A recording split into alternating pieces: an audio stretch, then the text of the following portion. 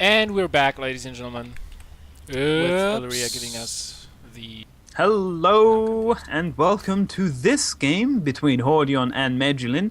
Medulin, the pink Zerg spawning in the top right-hand corner, claiming nice to see you again because these players have met previously in the tournament, I believe. Yes, they have. I think Medulin was the one that knocked Hordeon down to the losers bracket. Hordeon was not taking it all that well. From what I heard, there was a little bit of BM going on.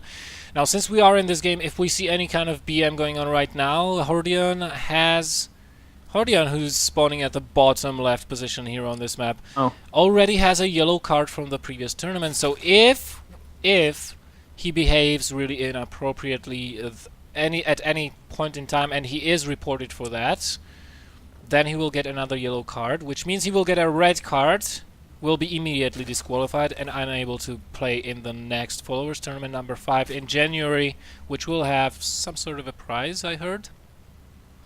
Yes, there will be a prize for a tournament happening someday in the future. I don't know what tournament it is you're referring to, though. I would have to be reminded of this. So, Hordeon going for the 14 pool on this map, and his opponent doing the same. Now, obviously, Medulin will have watched the previous games on the stream against Hordeon's previous opponent, so he will be aware of what might happen. But additionally, previously, yesterday, Medulin caught his opponent off guard quite a few times with cheesy plays. Well known for his 2-base timings, which is not really something you expect from a Zerg in a Zerg versus Protoss.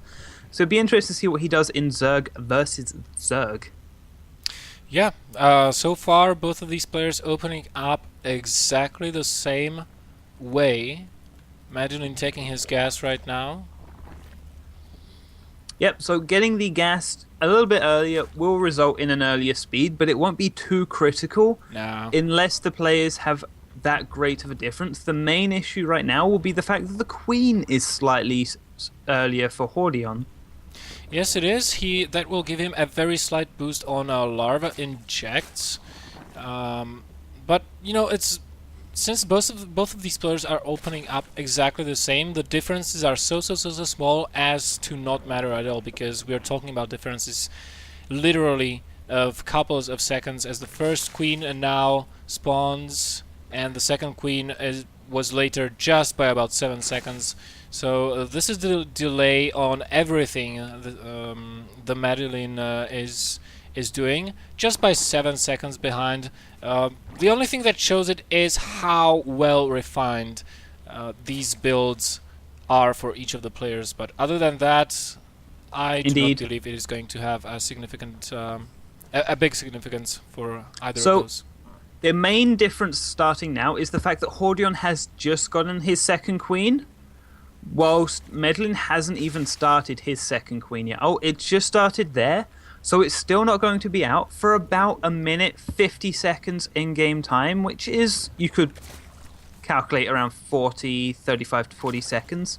So the players are even, but Hordeon is going to start to get ahead with his inject timings. Oh, yes. Just because of that fact.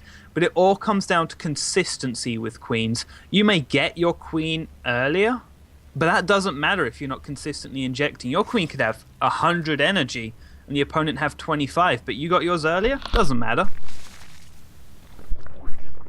Knowing Hordeon, he probably will keep up with his injects quite decently. Medulin resuming mining gas right now. Let's see if... Yeah, Hordeon has been mining more gas for quite some time now, because he is going with the Bending Nest, which just popped.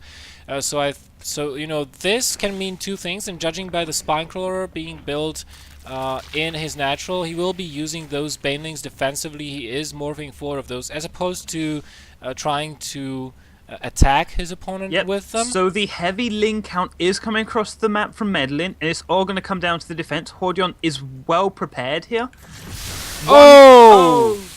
Half of those Lings just got annihilated. Wasn't strong, but Medulin just wants to get out of there now. There's no way he can do anything. Well, he is trying to do some magic with these Lings, but it's all not doing all that much. just One a link handful of is them in the base, remaining. gets killed, and now Hordeon's in a commanding position. He has more drones. He has an army. Yeah. He has 2 Banelings, which are enough to do anything he needs, and he's going Roach Swarm, Evo Chamber, Lair, whilst his opponent is only just catching up with tech that Hordeon had a few minutes ago. Yeah, Medulin forced to build a couple of spine crawlers in his natural, wasting some of those valuable drones. He is trying to tech up to Lair as well, but he's lacking any sort of additional unit choice. So he will have to be defending with just Ling Baneling. Here comes a round by into the natural of Medulin. Hordeon trying to kill himself some drones, but there is the defense and the spine crawlers and the queen obviously helping quite a lot. Medulin really not wanting to lose this match, doing the queen block. Third base being planted down by Hordeon. Hordeon is really trying to steam sprint ahead in econ and just overall food counts as opposed to his opponent. Now Medulin, his lair will be finishing, and I'm just wondering what is he saving up for, because still no other unit choice buildings have been planted down during all this time. So Oh, at there the we see moment, it. I would say this is Hordeon's game to lose. They're both starting their infestation pit at the same time, but Hordeon just has that slight edge. He has that little bit more gas. He has the more supply. He has 7 more drones, which isn't what you would consider a lot, but it does make the difference in these more high-level plays. That is enough to saturate 2 more gases than his opponent. And Hordeon, with his extra base, will be able to saturate 2 extra gases. He will have higher infestor count, better upgrades. And it's all going to come down to these small things that make the difference. Yes, it is. Medulin is getting the pathogen gland straight away and the burrow ability, so he will be doing very larva-heavy Ling infestor style, relying on that for defense. That's why he's getting this additional macro hatch. He is on 2 Evo chambers, both of them getting the upgrades.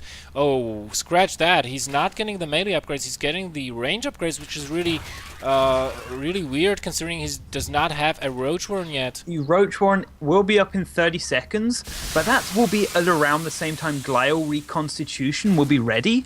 So his roaches will more or less be useless against his opponent, who has +1. He has faster roaches, and he's going to be able to do a lot of damage. The Banelings are useless against roaches, and with the roaches pressed up against the wall, they will be able to take down so many of these Lings, but it's going to be a rather close engagement. The Banelings come in not as effective as you'd want them to be, and this is going to munch through Medulin's army and do a lot of damage to the Lings, and possibly some drone kills now. Oh, certainly. Once he kills off this spine crawler, which just which just now went down, Medulin is forced to evacuate for a moment all of those drones from the natural. Some of those roaches are still remaining. Look at the train of red coming across the minimap.